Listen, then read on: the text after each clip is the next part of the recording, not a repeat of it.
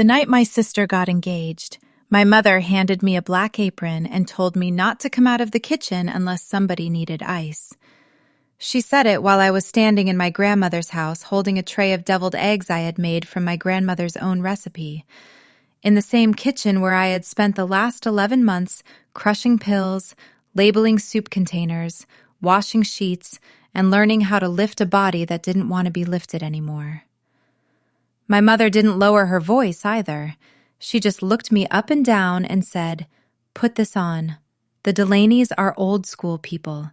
We don't need to confuse them about who belongs where." For a second, I honestly thought I had heard her wrong. I was 31 years old, in black slacks and a blouse I had bought on sale because she told me this was a family evening. And my own mother was standing there with an apron folded over one arm like I was the help. My sister Ava was in the dining room, laughing that bright, polished laugh she used around people she wanted something from. Her ring was already on her finger. Her fiancé's parents had not even finished parking yet. "Mom," I said, because my brain had stalled out on that one useless word, "what are you talking about?" She gave me the same look she had given me since I was about 12, the one that meant I was making something simple difficult. "Don't start. Tonight is not about your feelings. Tonight is about Ava." Then she pressed the apron into my hands and added, quieter this time, "You've always been better in the background anyway." I wish I could say I threw it back at her. I wish I could say I walked out right then, drove home, blocked all their numbers, and saved myself what came after. That's not what I did. I stood there with the apron in my hands like an idiot because some old reflex in me still fired every time my mother used that tone. Keep the peace. Don't ruin it. Don't be selfish. That was the lie I had been raised on. It sounded mature when I was younger, almost noble.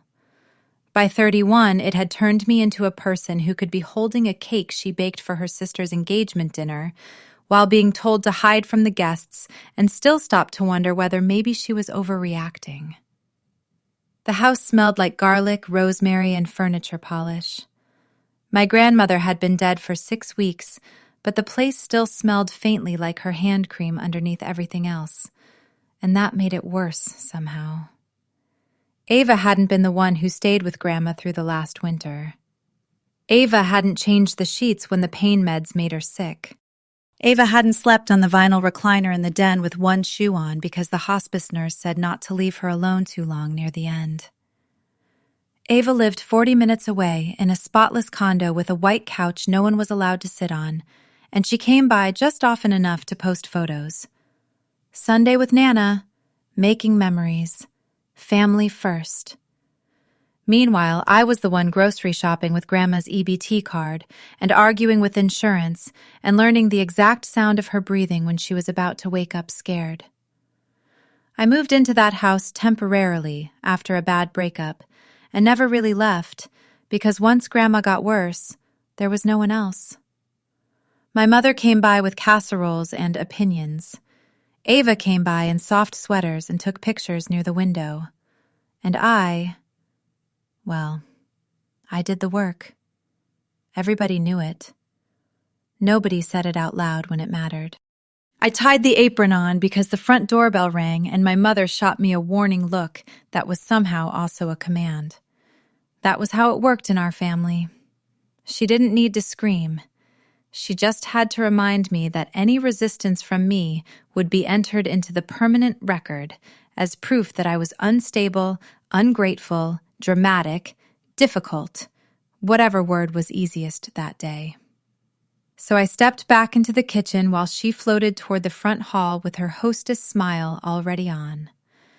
Through the cutout by the china cabinet, I could see pieces of the scene assembling without me.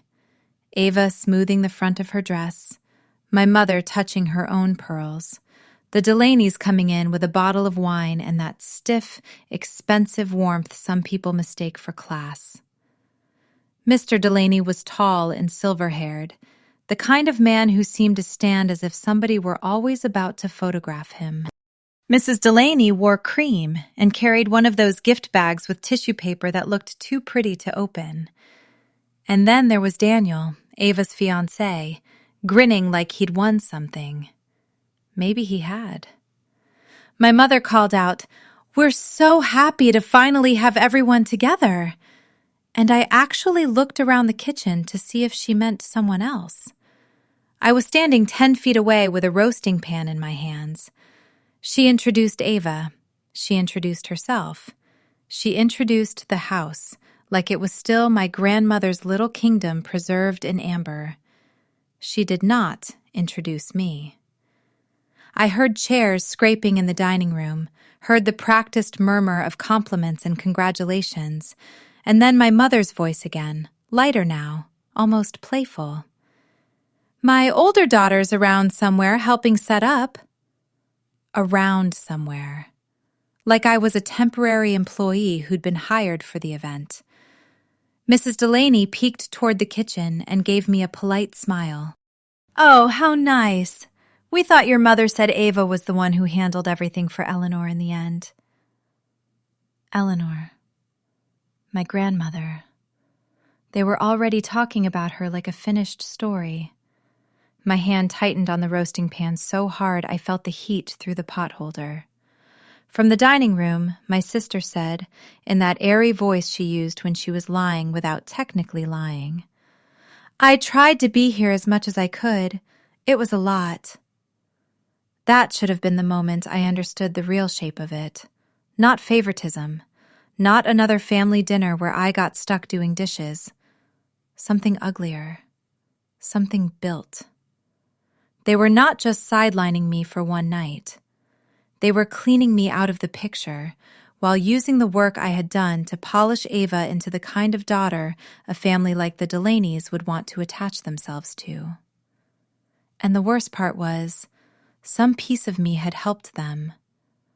I had answered the late-night calls. I had stayed when everyone else went home. I had signed for oxygen deliveries and sat through doctor updates and kept every medication change in a spiral notebook by the microwave because I thought being needed was the closest thing I was ever going to get to being loved. Then I heard a voice I recognized from the worst months of my life, low and surprised, from just inside the foyer. "Claire?" It was Denise Walker, one of the hospice nurses who had rotated through on the hard weeks, still in her navy coat, standing there with a pie box in both hands. She blinked past my mother and looked straight at me in the kitchen doorway. "What on earth are you doing in an apron?"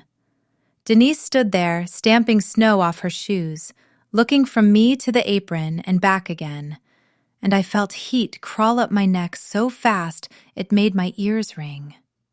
She had seen me at 3 a.m. with my hair tied up in a dish towel because I couldn't find a clean clip.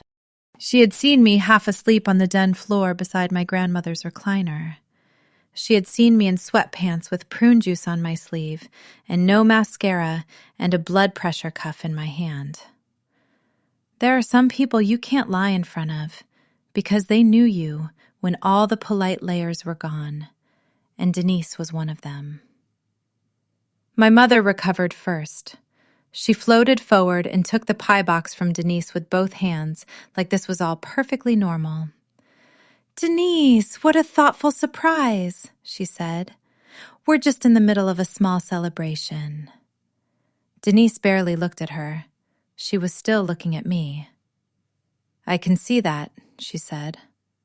Then, a little softer, "Claire, honey, I thought maybe for one night somebody would be taking care of you." The foyer went so quiet, I could hear Ava's bracelet tapping the stem of her wineglass. Mrs. Delaney was the one who asked the question nobody in my family wanted asked. She smiled in that careful social way and said, "You knew Eleanor well?" Denise turned toward her. "I was one of her hospice nurses." She took off her gloves finger by finger. "Claire and I spent quite a bit of time together." Daniel looked from me to Ava. "Claire lives here?" he asked. Ava laughed too quickly. Well, kind of. She was staying with Grandma for a while. You know how families pitch in. Denise's expression changed, not dramatic, just attentive. Pitch in, she repeated. That's one way to put it. My mother cut in before the silence could sharpen. Claire has always been wonderful in practical situations, she said. She likes keeping busy. There was that phrase again. Likes keeping busy. As if I had spent 11 months changing adult diapers because it was my hobby. Denise looked at me, and I gave the smallest shake of my head because I could already feel the night tipping, and I still had that pathetic instinct to stop it from breaking. She saw it. She also saw right through it. Well, she said, with that very nurse way of deciding not to humiliate a patient in front of visitors. Eleanor was lucky, that's all I'll say. Then she set her purse down and let Mrs. Delaney take her coat, which told me my mother had lost control of at least one thing. Denise was staying. Dinner got worse in small, neat little slices.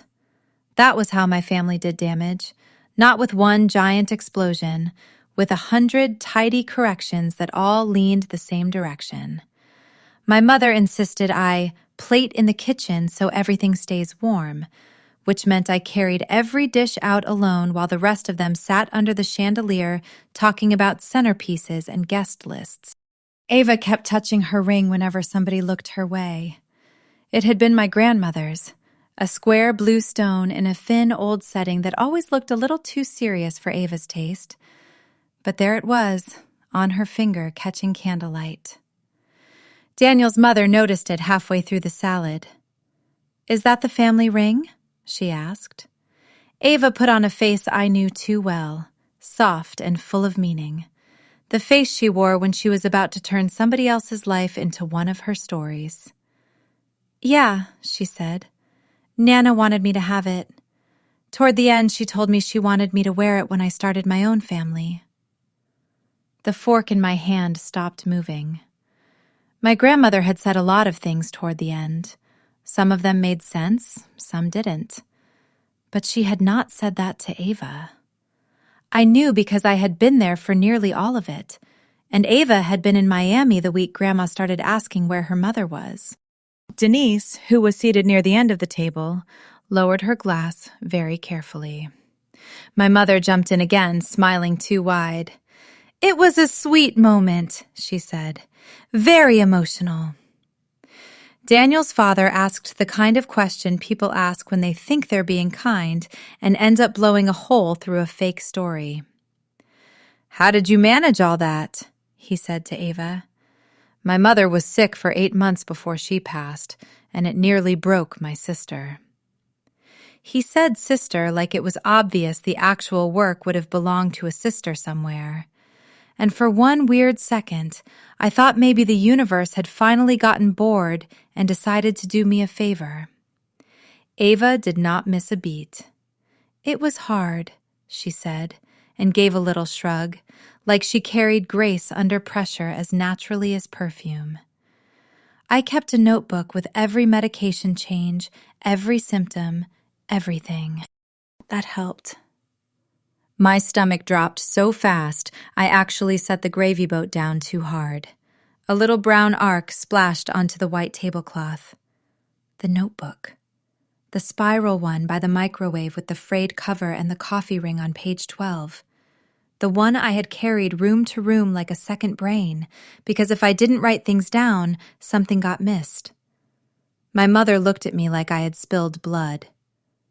Claire, she said quietly, that dangerous quiet. Please be careful. Daniel frowned. You made the notebook? He asked Ava. I don't know whether he asked because he was impressed or because something in the room already felt off. Before Ava could answer, Denise spoke. She didn't raise her voice. She didn't have to. The purple spiral one? She said. That was Claire's. Best medication log I saw all year. Nobody moved. Not really, but the whole table shifted. Ava smiled, except now it looked like work. Right, she said. I mean, Claire wrote things down because I asked her to keep track when I couldn't be here. There it was. The new version.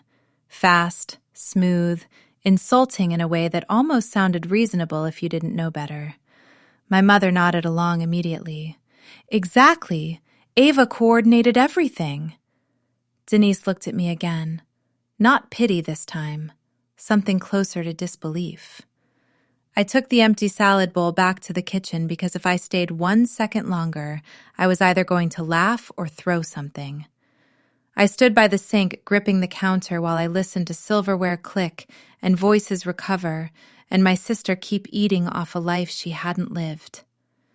A few minutes later, I heard heels cross the tile behind me. Ava pushed through the swinging door, still smiling, but only from the mouth up. "What is wrong with you?" she said under her breath. "Me?" I turned around. "I'm not the one stealing hospice notes and pretending I earned Grandma's ring." Her face hardened so fast, it almost impressed me. "Lower your voice." "Or what?" I asked.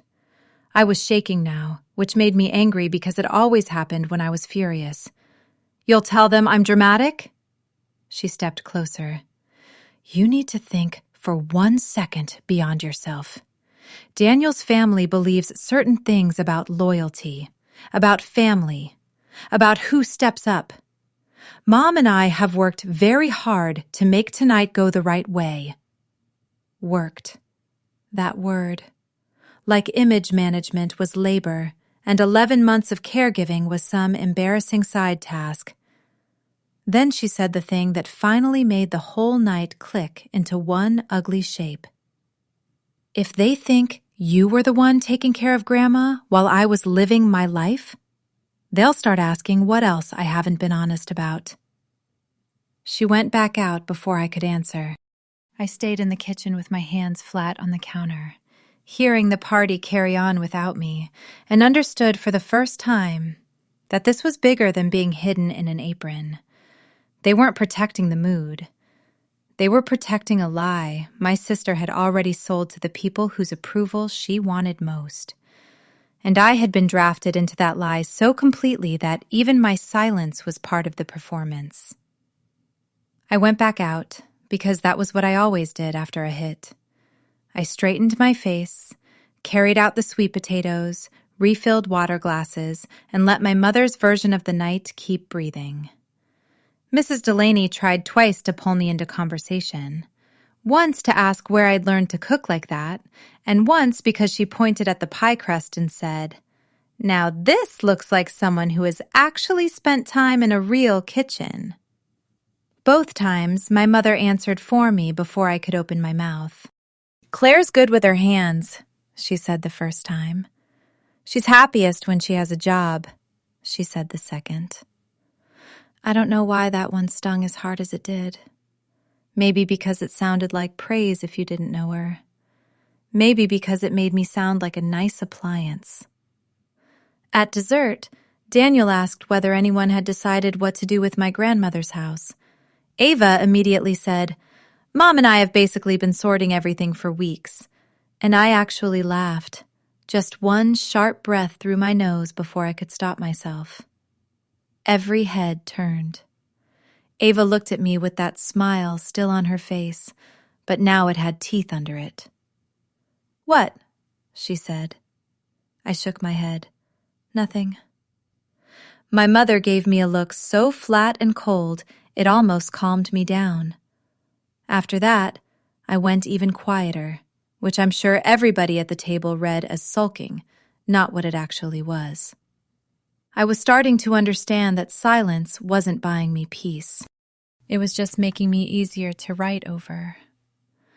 The worst part came after coffee, when Mrs. Delaney clapped her hands and said they absolutely had to get a family photo in front of the fireplace because nights like this deserve to be remembered. Ava stood up immediately, smoothing her dress, Daniel behind her with one hand at the small of her back. My mother moved into place on Ava's other side. Mr. Delaney took off his reading glasses. Everybody started arranging themselves with that awkward, cheerful shuffling people do when they assume they all belong in the picture. I was still collecting dessert plates when my mother held the phone out to me and said, "Here, honey, you take it." Mrs. Delaney looked surprised. "Oh, isn't Claire coming in?" And my mother, without missing a beat, said, "She hates being in photos." I opened my mouth, then closed it. That was the thing about my family. They lied best in tiny social moments where objecting would make you look strange. If I said, "Actually, I don't hate being in photos, I just wasn't invited into this one," then I was the woman derailing a nice moment over nothing. So I took the phone. I framed the shot. I watched my sister hold up my grandmother's ring with her chin tipped just enough toward the light. I watched my mother beam like she had personally arranged destiny. "One more," Mrs. Delaney called. "Closer together." So they leaned in, all of them, and I took a second picture of the version of the family they wanted on record. After the Delaneys left, the house changed temperature in about 3 seconds. The smiles dropped first, then the voices. My mother started in before the front door had fully latched. "What was that supposed to be?" she said, turning on me in the foyer. I still had a stack of salad plates in my hands. What was what supposed to be? The laughing, the face, the little attitude all night. Ava was behind her now, slipping off her shoes, ring hand lifted away from everything like it needed its own security detail. "You made things weird," she said. "Denise made things weird," I said. "No," Ava snapped. "You did. You always do this. You can never just let something be about somebody else." I should have kept moving. I should have put the plates down first. Instead, I stood there holding them like a waitress at the world's saddest banquet and said, "Somebody else? You mean you?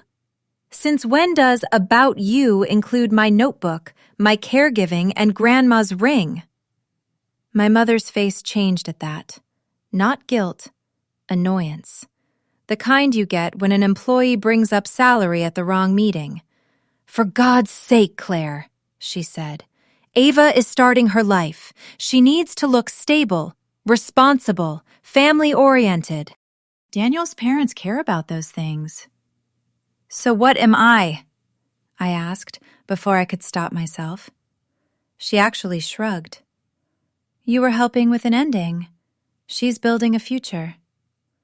Then, because apparently there are nights when a person can still surprise you with how ugly they're willing to be, she added, "Not everybody who does the work belongs at the center of the room." I didn't say another word. I put the plates in the kitchen, untied the apron, left it folded on the counter, and drove back to my apartment with my hands shaking so hard I had to pull over once near the rotary because I couldn't feel the steering wheel. The next morning, I woke up with a pain behind my eyes, like I'd been clenching my jaw in my sleep, which I probably had. There was a voicemail from Denise. Not intrusive, not dramatic, just her saying she wanted to make sure I was all right and adding at the end, "Keep your grandmother's care notebook somewhere safe." I mean that.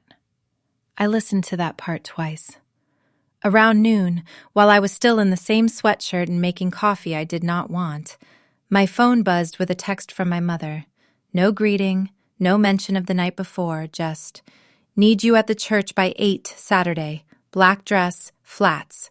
You'll handle coffee service before the memorial."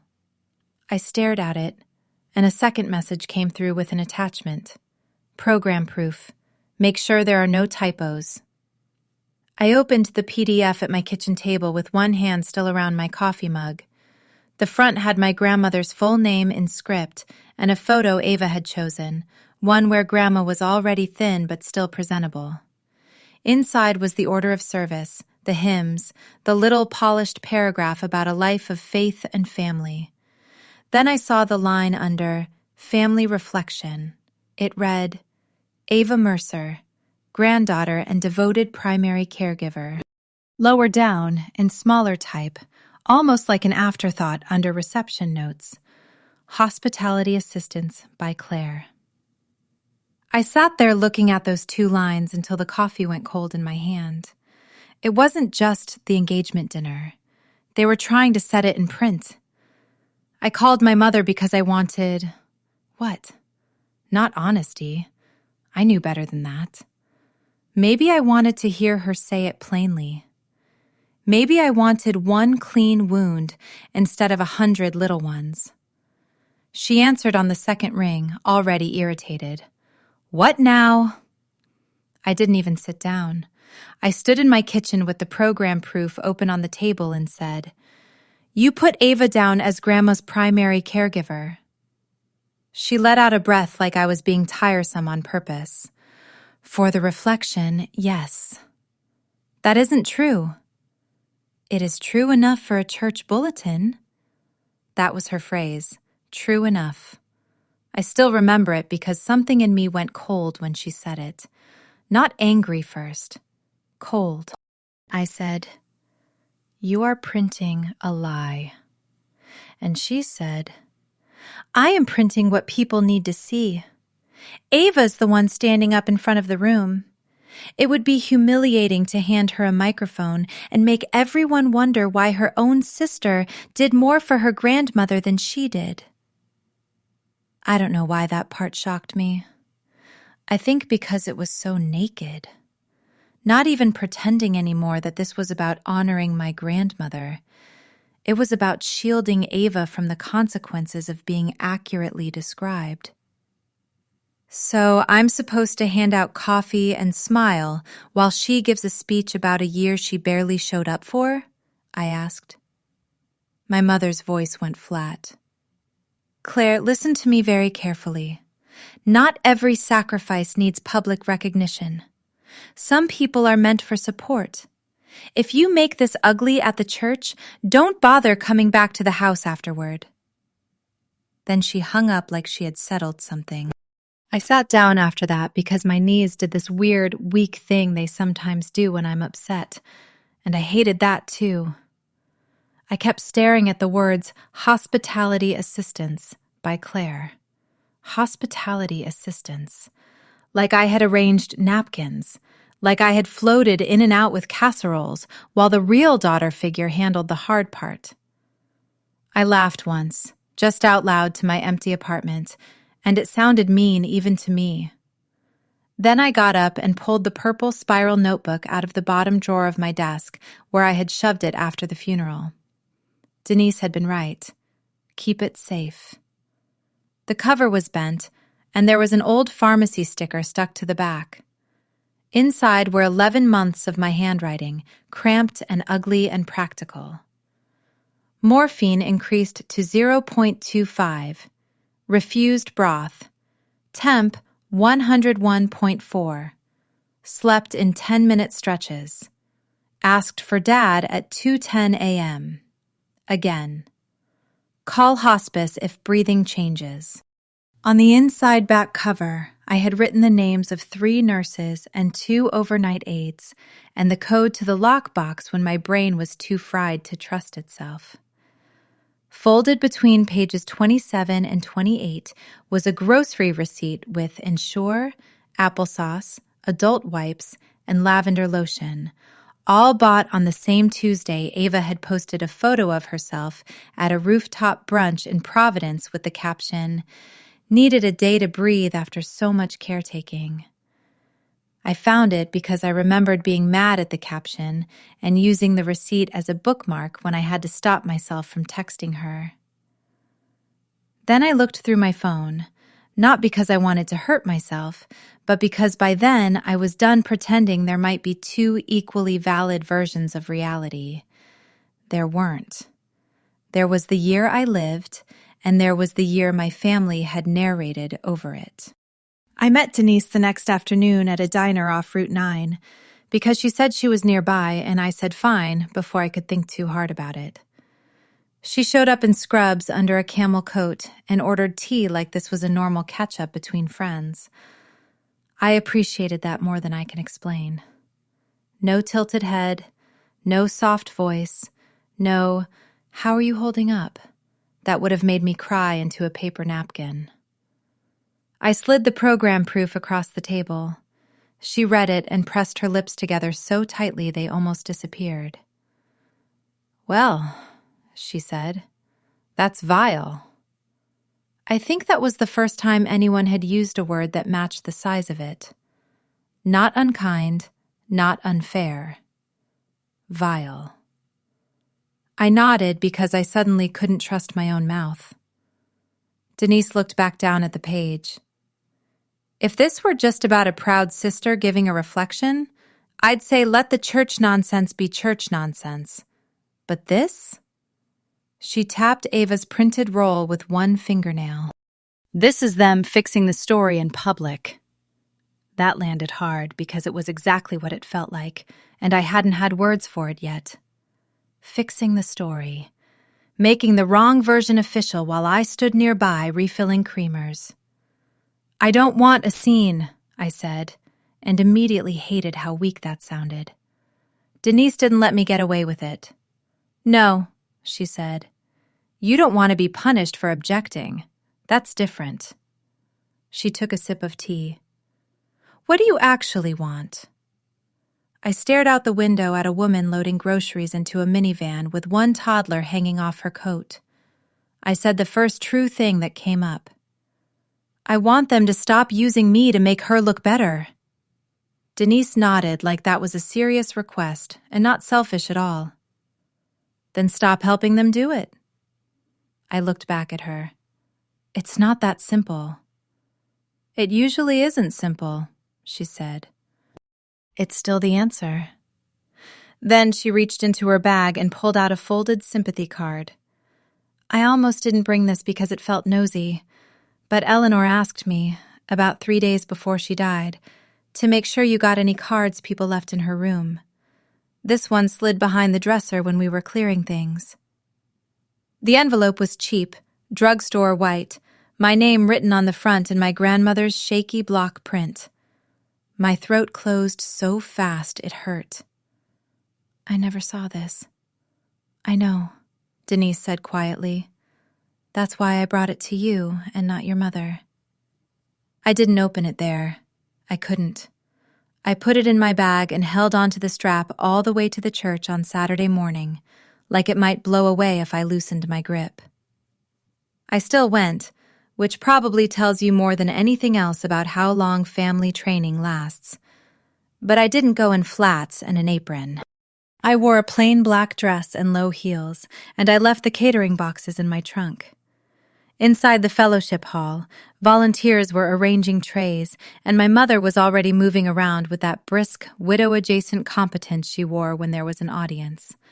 She saw me and immediately frowned. "Where's the coffee service?" she asked.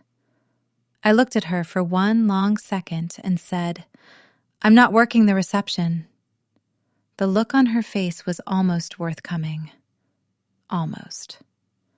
Before she could answer, the pastor crossed the hall with his hand out, smiling at Ava, and said, "You must be the granddaughter who was here every day with Eleanor. What devotion." Ava put a hand to her chest and started to smile. Denise, who had come in behind me without my noticing, said, very clearly, "Actually, that was Claire." The room did not explode. That would have been easier, honestly. It just went still in that church basement way, with the hum of the refrigerator suddenly too loud and the silver serving spoons looking absurdly shiny under fluorescent lights. The pastor blinked, first at Denise, then at me, then at the printed program in his hand. He was a decent man, in that slightly helpless way some decent men are when they realize they've walked into a family system that runs on omissions. "I'm sorry," he said, looking directly at me now. "I may have been misinformed." My mother recovered first because, of course, she did. "Oh, it was a family effort," she said, laughing lightly, trying to flatten the whole thing into one of those nice community phrases that means absolutely nothing. Ava coordinated so much of it, and Claire was wonderful with the practical side. Coordinated, practical side. The same rotten split, dressed up for church. Denise didn't argue like a person looking for a fight. She spoke like a nurse correcting a dosage. Claire was there most days and most nights, she said. I know because I was too. The pastor's face changed. Not dramatically, just enough that I knew he understood there was a real difference between family effort and one woman doing the exhausting part while everyone else narrated around her. Ava stepped in then, smiling too hard. I really don't think today is the day to get into all that. There was pleading tucked inside the sweetness now. Not for me, for the room. For the version of herself she had already placed inside it. I could have helped her. That is the embarrassing truth. Even then, with the bulletin in my purse and my grandmother's card like a hot coal in my bag, I still had the reflex to smooth things over. But I was tired in a new way. Not dramatic tired. Bone tired. Tired of lending my silence to lies that only ever made me smaller. So when the pastor looked at me and quietly asked, "Would you prefer I change the introduction before the service?" I said yes. My mother's head snapped toward me so fast I heard her earring click against her neck.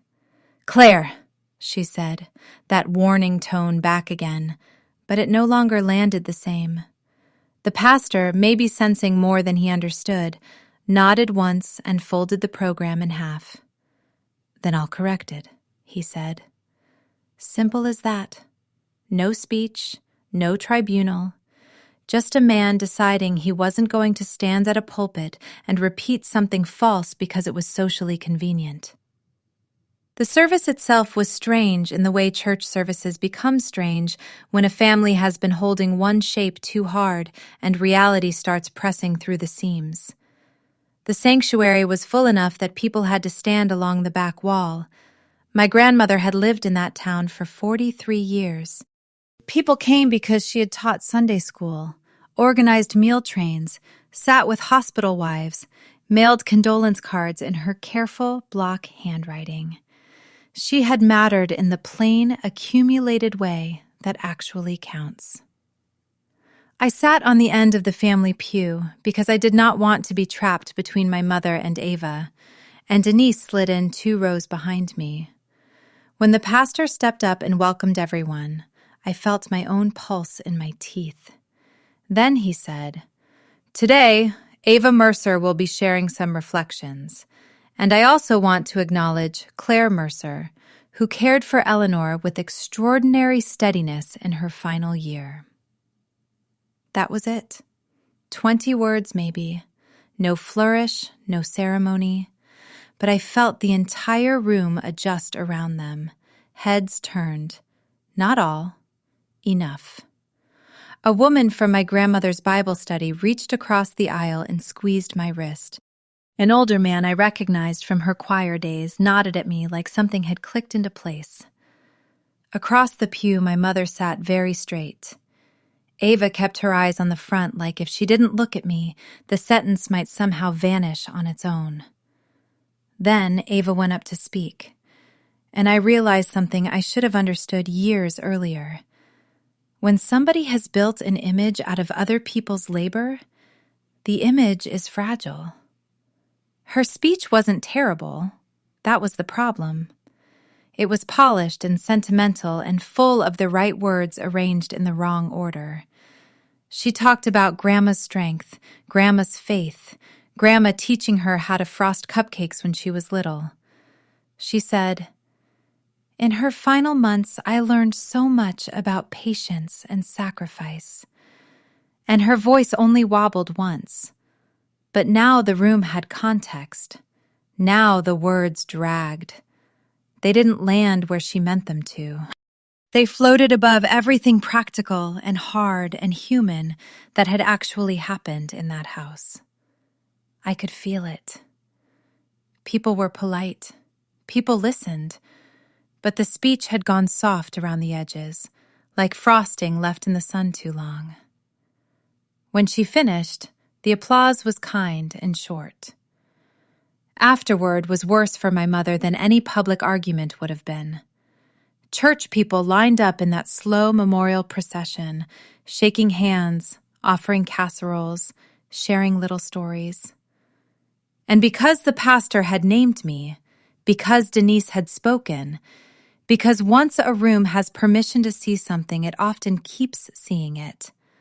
The line bent in my direction, too. Mrs. Kaplan from 2 streets over held both my hands and said, "I saw your car there almost every morning." One of my grandmother's old prayer group friends hugged me and whispered, "Your grandmother knew who sat with her." The hospice chaplain, who I had completely forgotten my mother had invited, said, "You were very good to her," in a voice so plain it nearly broke me. Not one person was cruel to Ava. That would have let her play victim. They were simply accurate around me. And accuracy, it turns out, can do enormous damage to a lie without ever raising its voice.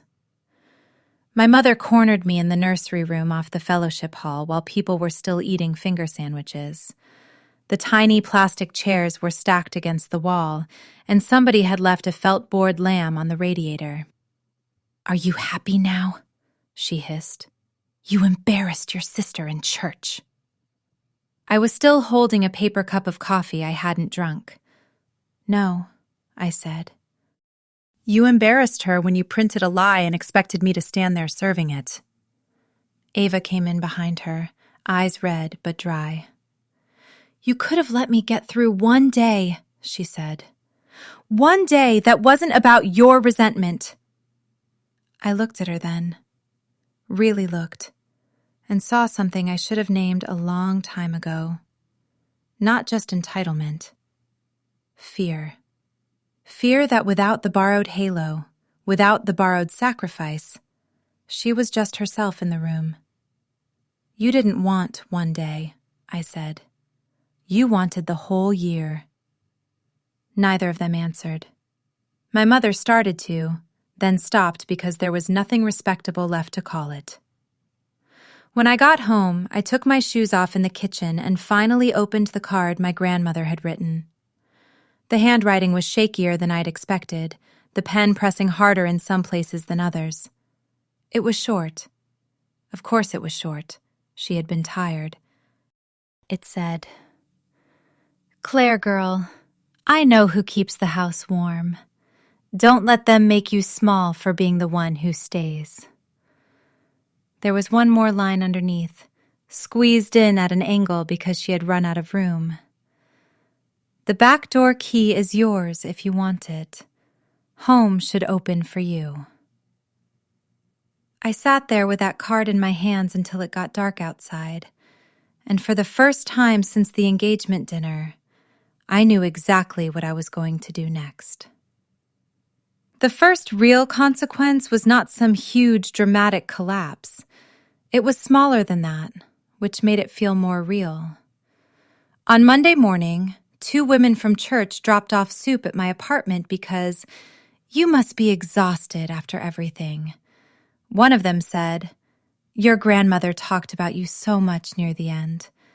And I almost corrected her out of habit, almost handed the credit somewhere else the way I always had. Then I stopped myself. That reflex felt sick to me now.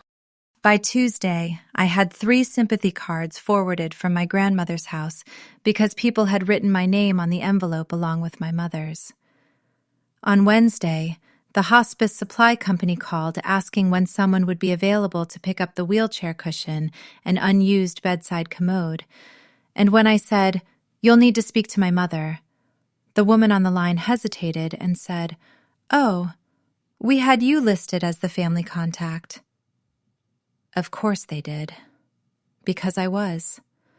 For almost a year, I had been the name people used when something actually needed doing. My mother texted that afternoon, "Call me." I didn't. She followed with, "You can't just disappear because your feelings are hurt." The phrase was so familiar it was almost funny. Hurt feelings. That was what they called labor when it came from me.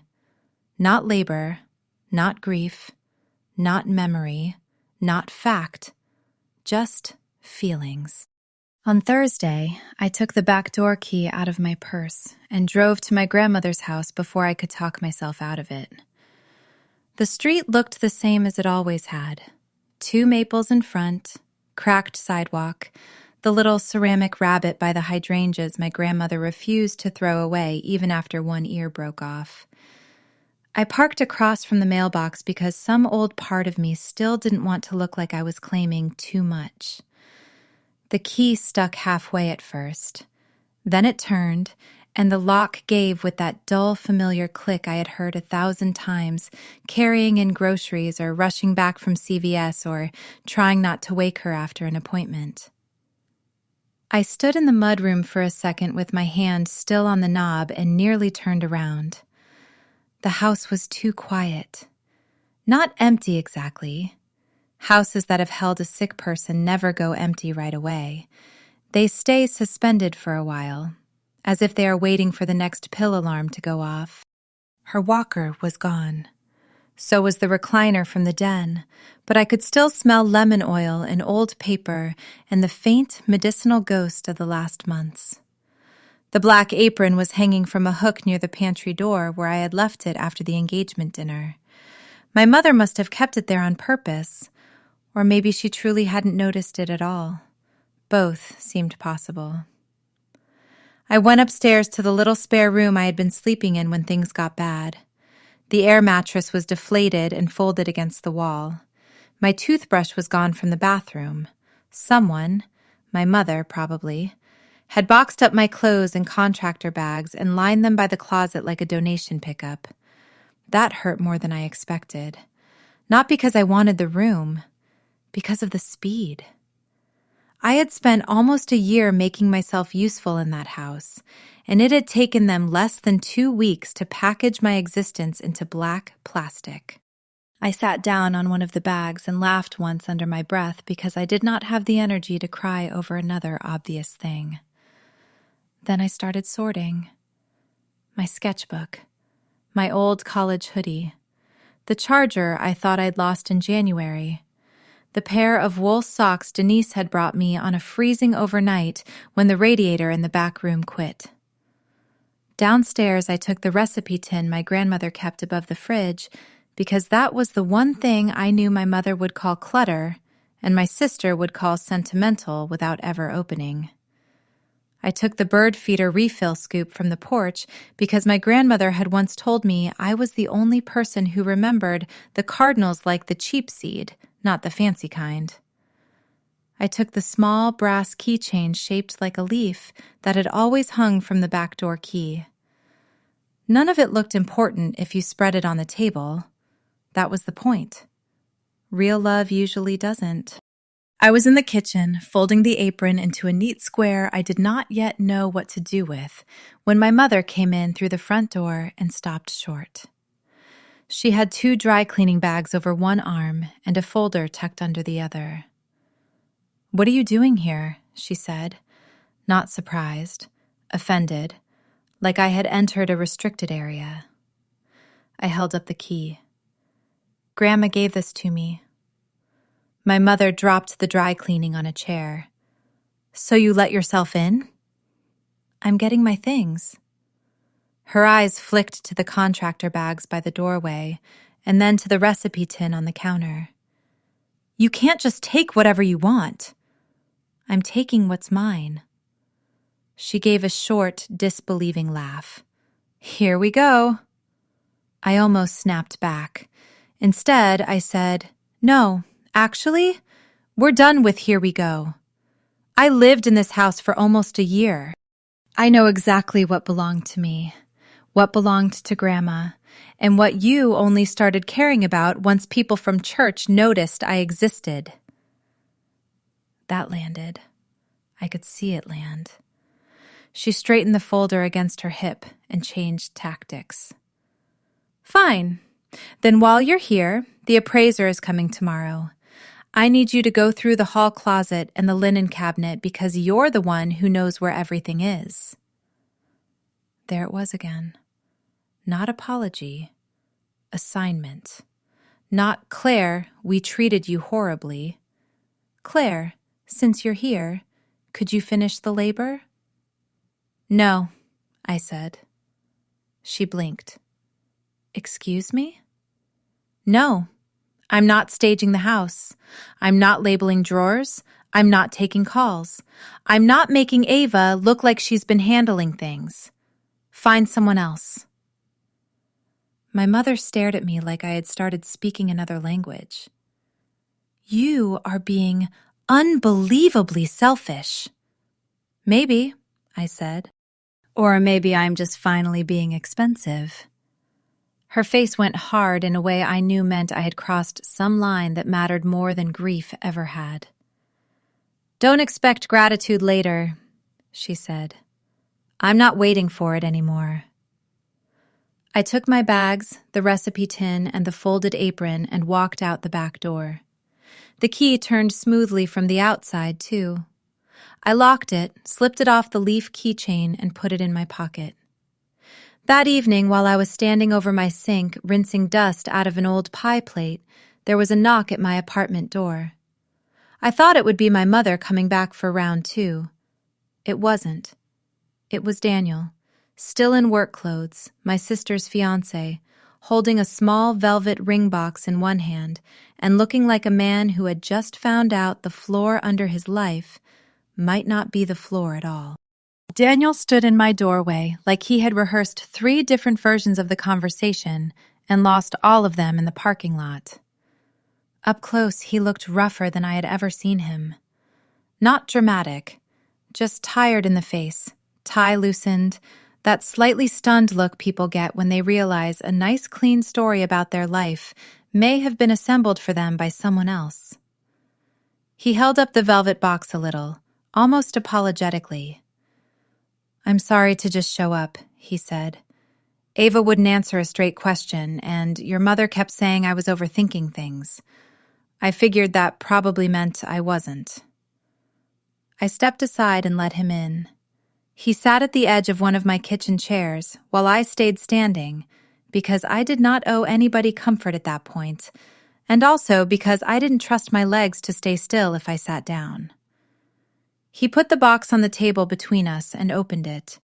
My grandmother's ring caught the kitchen light, blue and old and a little severe, exactly as I remembered it from her hand wrapped around a teacup. Did Eleanor actually say she wanted Ava to have this? He asked. There was no accusation in his voice. That almost made it worse.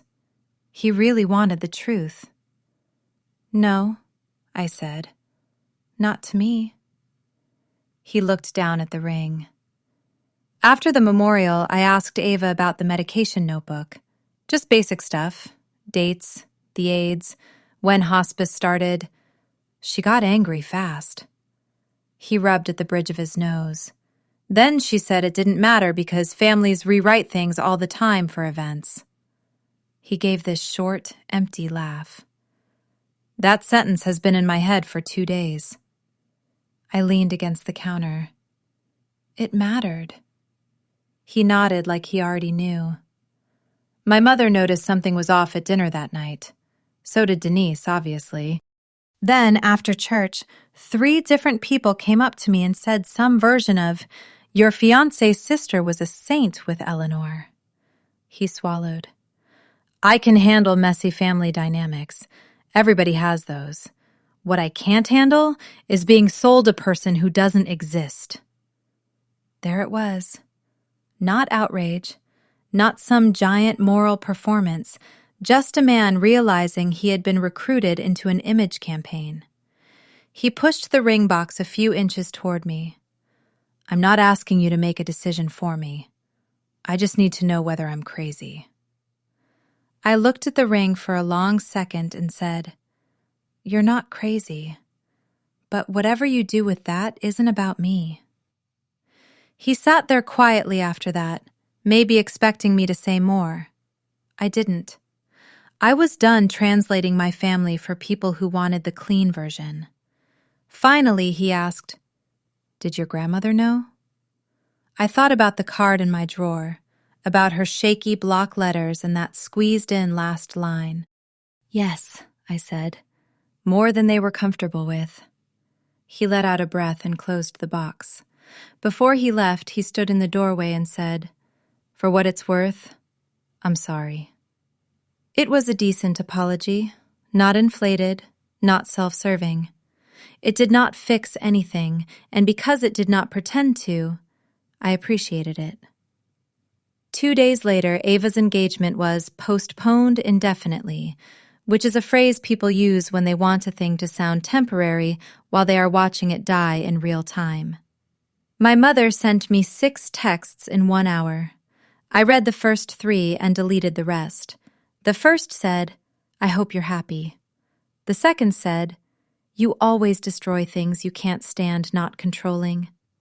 The third said, "This is exactly why we tried to keep you in the background." That one I saved, not because I needed proof anymore, but because it was the first time she had said the quiet part in words so plain there was nowhere left to hide it. After that, the house sale got messy. Not cursed, not cinematic, just messy in the ordinary way things get messy when the person who actually knows how a house runs stops answering calls. My mother wanted to know which charity had picked up the extra medical supplies. Ava wanted the contact info for the estate cleanout company I had mentioned once in passing. Somebody needed to know where the winter slipcovers were. Somebody else needed to know what password my grandmother used for the electric bill portal. I did not respond. Not from spite, from accuracy. They had spent years treating my labor like background noise.